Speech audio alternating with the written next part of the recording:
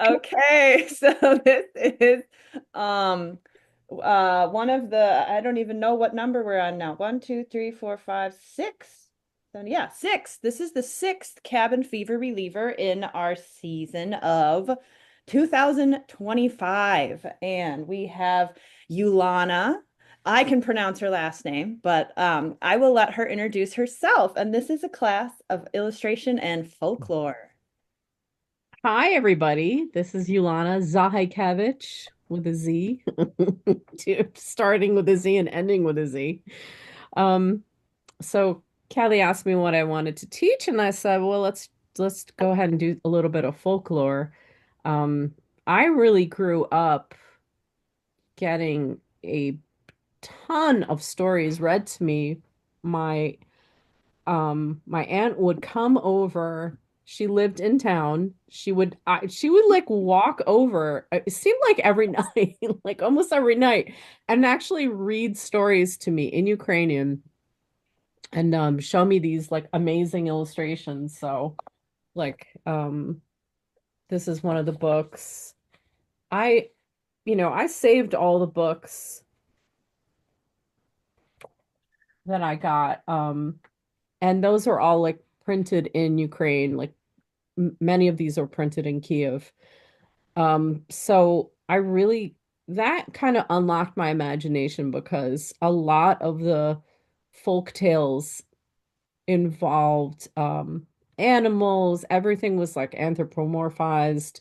So I really got a sense of just like magic and the you know there were also lessons in there. It was like a lot of fun for me.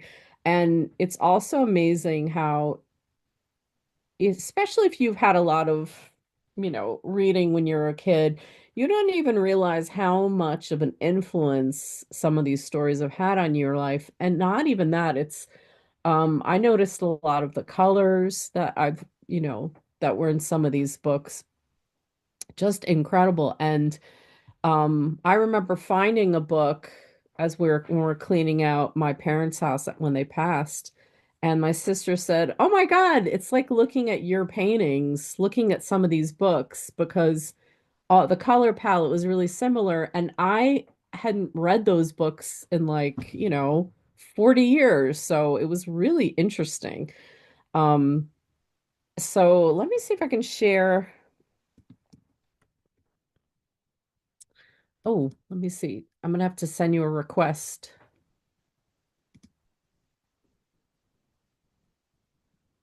Yep, got it. Okay.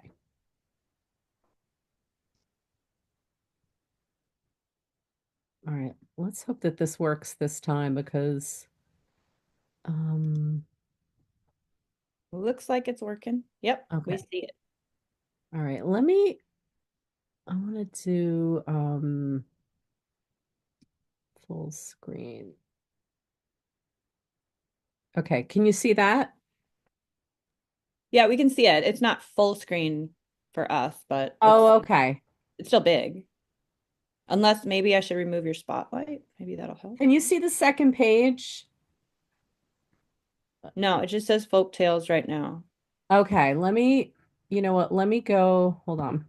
I think this is what happened last time. Yeah, we skipped it. Yeah, we skipped we it like stuck on one. It was like stuck on one. Yeah. So, okay, so we'll do it. Let me see. Oh, that looks good. That's better. Can you see the second page? Yeah. Great. Now it's back to the first. Yep. It was so bad because I was sharing it last time and it only showed like the one page. And I'm like talking and talking and talking. We're like, wait, what are we talking about? So, so the image that you're looking at is actually from a story that my cousin wrote, and she would tell this to her nephews every time she saw them. So probably like once every couple of weeks when she would see her nephews, she would keep continuing the story. And so she asked me last year if I wanted to illustrate this folk story, and I said sure. And so um she just had she printed it out for the family. She didn't I don't know that she has any interest in publishing it, but this is one of the images for that. So, but that is a really great example of, folk stories because they're basically stories that are passed through generations. Um, in an oral way. So, the telling and retelling of these stories. And so folk tales can include myths, legends, fairy tales, fables, like even, tall tales. So the structure of this, so you're definitely seeing my second page, right? Yes. It says structure. Okay, good. So, um, usually it starts with some sort of problem or dilemma. There is a main character. The problem needs to be dealt with. Um, and then the conclusion is, the problem is solved or comes to some sort of answer. So some of the things that you need to think about are where is the setting of this story? Who are the characters? What's the dilemma? Like, what's the problem? Um, is there going to be a journey to discover the answers? And lastly, like, is there going to be a lesson that's learned? Or, um, is there a moral to the story? So I just wrote like a silly one. So my example is like, once upon a time, there was a boy with a bird on his head. He walked many miles to get the bird to fly away. When he reached the forest, the bird flew away and left him alone forever. He lived sadly ever after because the bird had become his very best friend, only he was too silly to realize it. So it's like you can write a really simple story that's just like a paragraph, and that can be the basis of your entire story. So, Joseph Campbell, he wrote this book called The Hero of a Thousand Faces. So he was studying myths and stories from around the world, and he started noticing a real pattern with all these stories and something he called the monomyth. And so he sort of figured out that it was a kind of hero's journey, he called it. So there's a quest. The character goes on a quest and it starts in the sort of regular, ordinary world. And then the quest, traverses into like a special world. And then from that special world, this character has to journey back to where, so it's a kind of a it's circular. So some like hero stories that you might know about would be like Star Wars or Lord of the Rings, Handmaid's Tale. There's like a million of them that kind of have this structure of the hero's journey.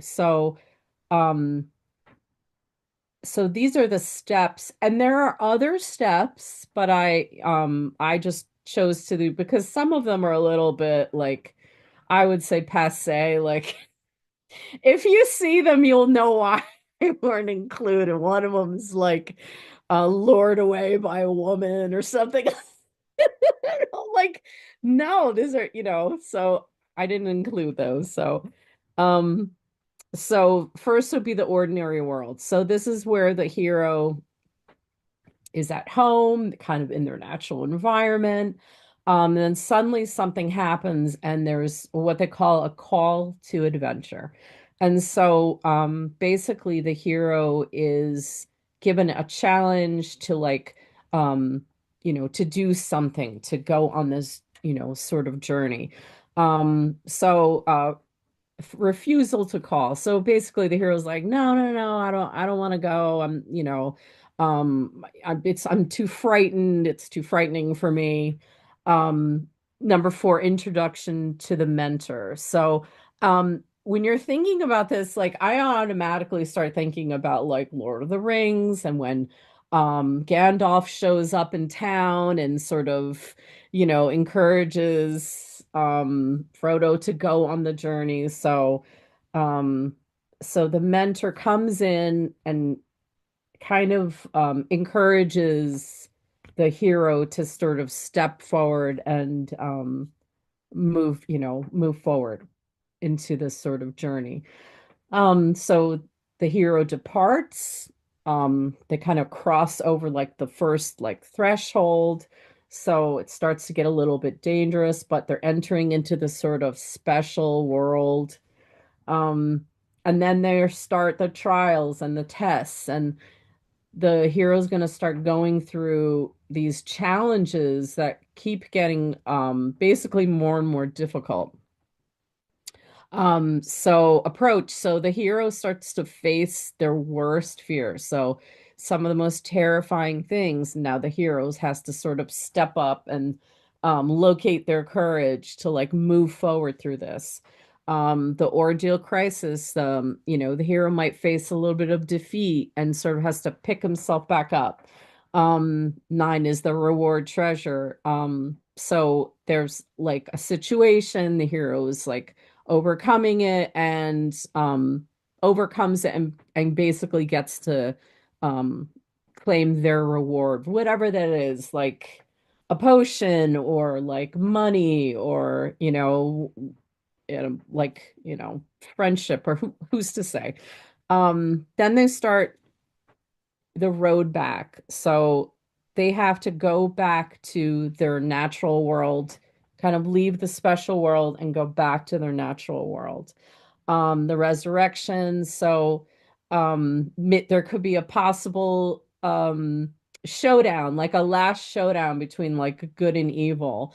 And like Lord of the Rings, you think about, they've climbed up the mountain and he's about to throw, you know, they want to throw the ring in the fires of Mordor, and um just then he's thwarted and it's sort of like a battle to destroy this evil.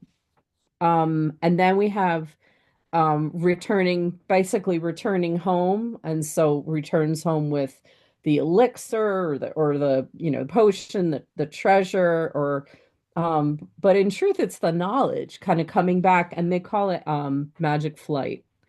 And so the hero comes back like a changed person. They come back transformed with all the stuff that they had learned on their journey.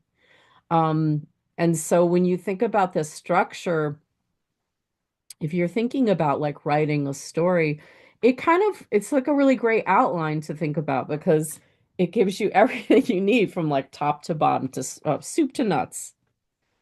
Um, so another thing I wanted to mention was Grimm's fairy tales. So um the brothers Grimm, they were like librarians, and so they kind of went around Germany collecting folk tales. And then they published their first volume of tales in 1812. So what they were doing, they were trying to preserve their culture, they're trying to preserve stories that they had heard. But also they were kind of trying to figure out if there was like an essential truth about the public or about how people were thinking. They originally were kind of gathering these up. I think it was really more for like historical preservation for like, but really from an adult point of view. And then they slowly started editing these stories so that they could appeal more to children. So each iteration of these stories that were kind of made a little bit more kidified, it was like kind of transformed a little bit so that they were you know more basically more kid friendly. And these stories are like still incredibly relevant worldwide. So there's so many different stories like Cinderella, Little Red Riding Hood, Snow White, Hansel and Gretel, Rumpelstiltskin is also in there. So some of these illustrations are from Grimm's fairy tale, like Kai Nielsen's Hansel and Gretel image, and Dulac's Cinderella, Arthur Rackham, and Walter Crane. So I also put in some examples. Now, I kind of did a little bit of a bend to the examples that I use because I mean each every you know country in on the planet has their own folk tales. And so I kind of concentrated on my world, which is like Ukrainian folk tales and stuff like that. So but I believe Joseph, he's not Ukrainian. He might be Hungarian or something, um but so I wanted to show you some of the just a couple of examples of some Slavic folk tales. This is Nina Denisova. It looks like it could be a lino cut or scratch board. Um, this is very famous story. Kelly probably knows is the mitten. So, Oh yeah. Rukavichka. So, it's like a Ukrainian like national story. So, um, very, very famous. And what the artist that Jan um Jan Brett.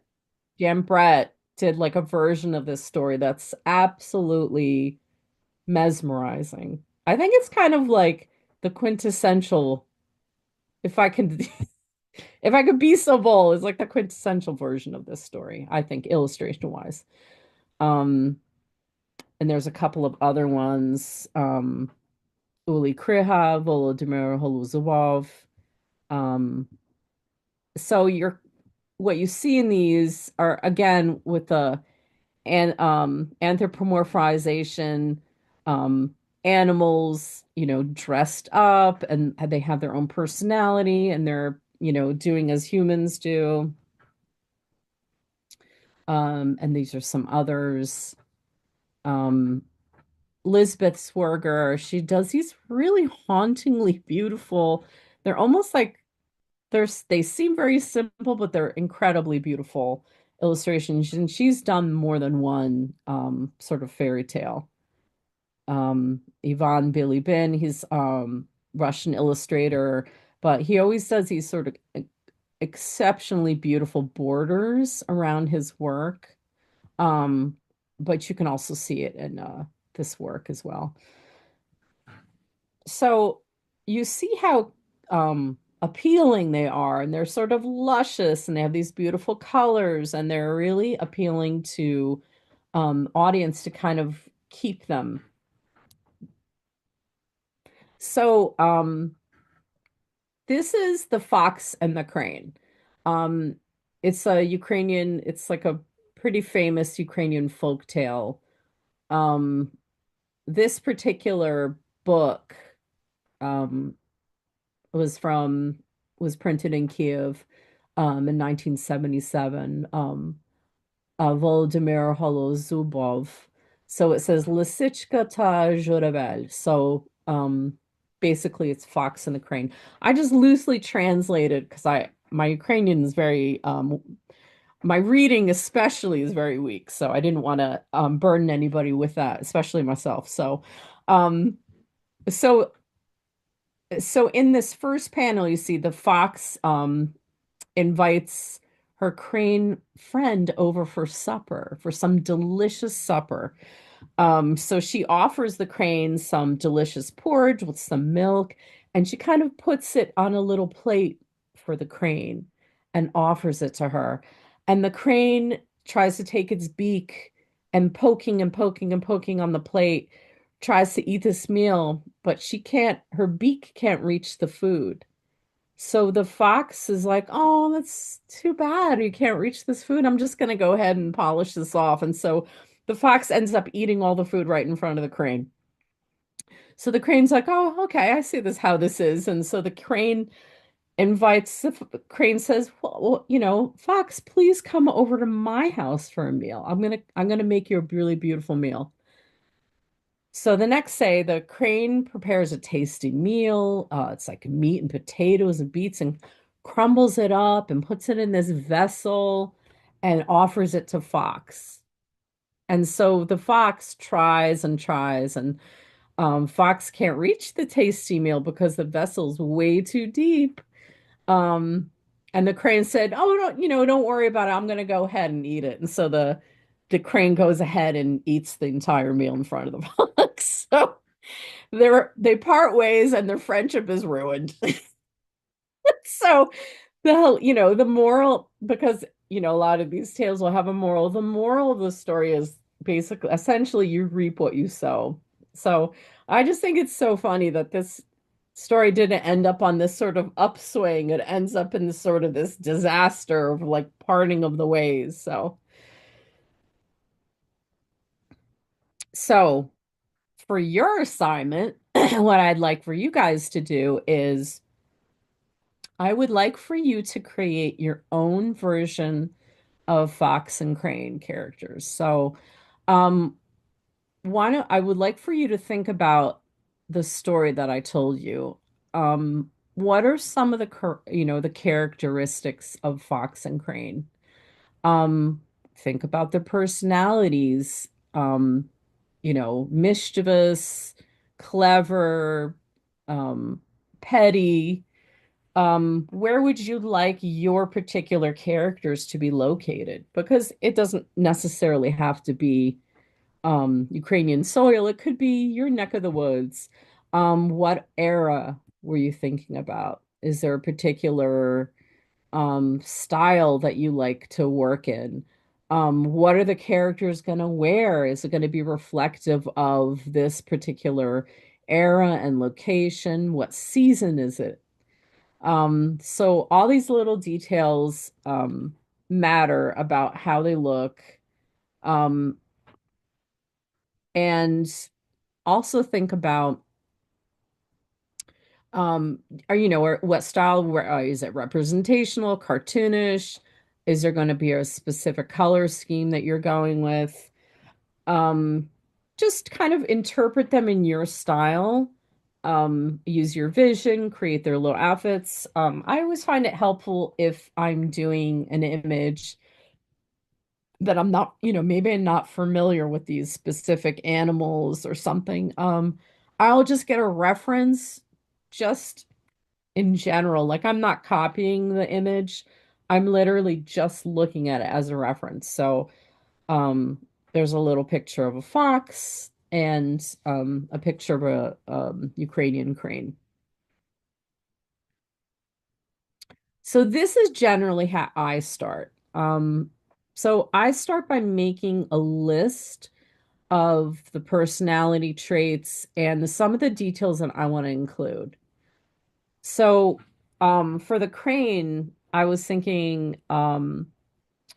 to me, the crane seemed a little bit naive at first, very open, like kind of like, oh yeah, well, I'm totally gonna come, to dinner. I'm, super optimistic about what's gonna happen. Um, I thought maybe a little bit more reserved. I still wanted to have like a Slavic bend, but much more simple. For Fox, obviously Sly.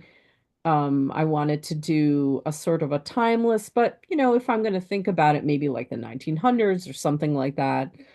But I wanted the fox to be vivid, have some patterns, really play up how Fox sees herself.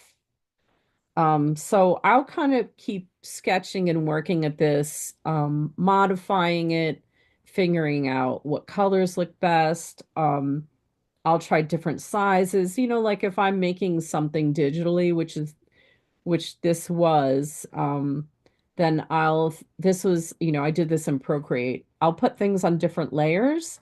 And so like, the hat, like maybe I want a little bit bigger, maybe a little bit smaller. And then I start, I usually have a pretty good idea what colors I want. Like I always have to ask myself, what's an important color of something that I know that this has to be? So if I'm thinking about a fox, I think it's probably going to have to be orange or like red or in that sort of warm family. And all the other colors, like they could come and go. Um, that can change if I needed it to. And so a really easy way that you can sort of play around with that is create the image and then start playing around with the hue and the saturation. And it might give you just like a slightly different bend to the, so you could, it's a little bit more obvious with the cranes because, I made these and I thought, oh, that's really cool. Like I didn't even think of doing like a turquoise cape or something like that, but I certainly could have done any number of these. And then you can also mix and match. Like, let's say you're like, well, I for sure want a yellow hat, but then I want a different cape. And so it kind of gives you a sense of like the possibilities of some, of something with your illustration that maybe you hadn't been thinking before. Um, and I'll usually set up my color palette on a different layer and I'll set it up to the side so that I can easily go back to it. Um, and then I just had an image of the two of the characters interacting with one another.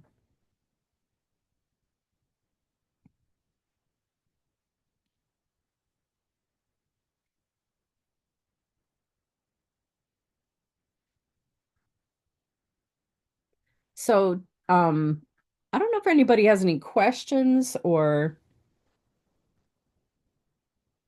I wanted to give you a little bit of time and you could even just sketch out loosely some things and if you felt like sharing, I'd love to see it. We could talk about it a little bit. Yeah, I think we'll just sketch a few things then since we have the time, and then we'll check in back in with you in a little bit. Okay. Can you put the story up by chance? Yes, I sure can. Or the at least the references?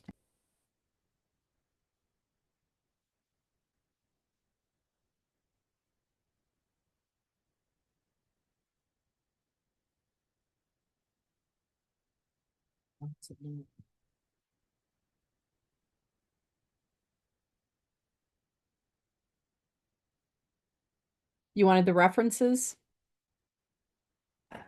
Yeah, that's good. Okay.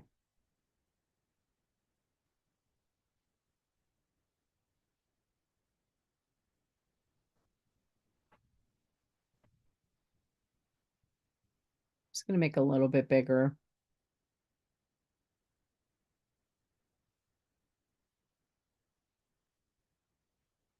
Um, Obviously you don't have to do a Ukrainian crane, but they're very specific looking.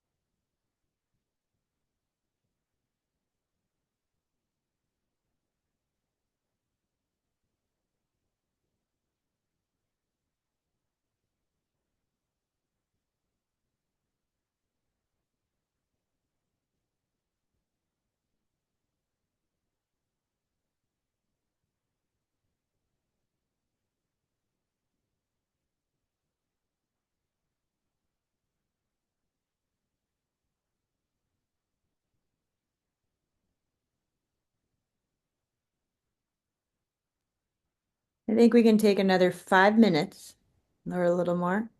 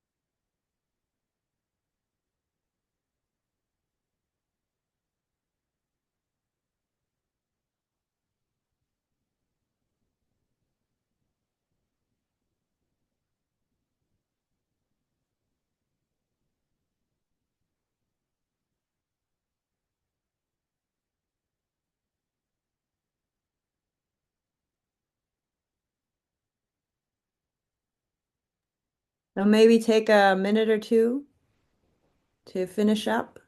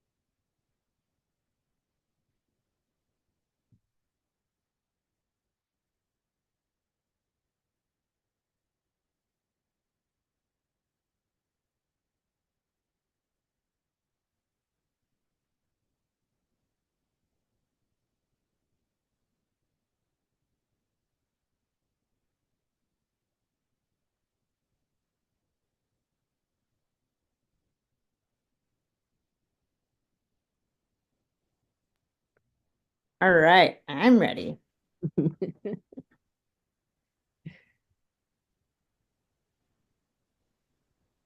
Okay, I'm gonna remove your spotlight so we can see people's stuff. If anyone wants to share. I'm so excited. All right, let me zoom in on alchemy first. Okay.